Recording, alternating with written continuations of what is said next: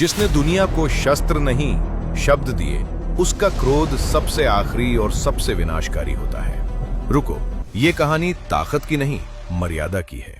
ब्राह्मण, जिसे लोग सिर्फ पूजा पाठ से जोड़ देते हैं, पर इतिहास कुछ और कहता है।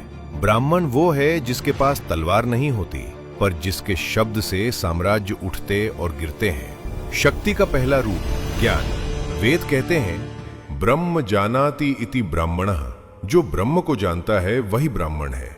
यही वो वर्ग है जिसने राजा नहीं बनाए, राजा बनने की योग्यता तय की। चाणक्य ने एक अनाथ बालक को सम्राट बना दिया।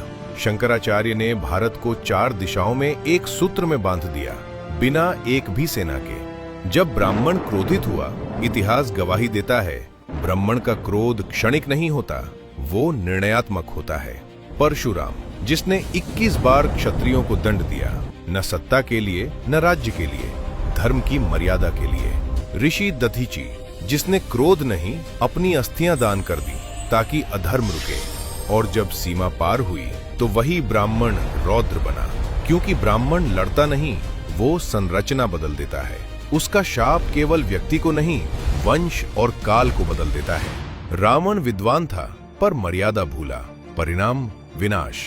ब्राह्मण की शक्ति क्रोध में नहीं, संयम में है। इसलिए वेद कहते हैं ज्ञान जब मौन रहता है तो दुनिया चलती है, और जब ज्ञान बोलता है तो इतिहास बदलता है।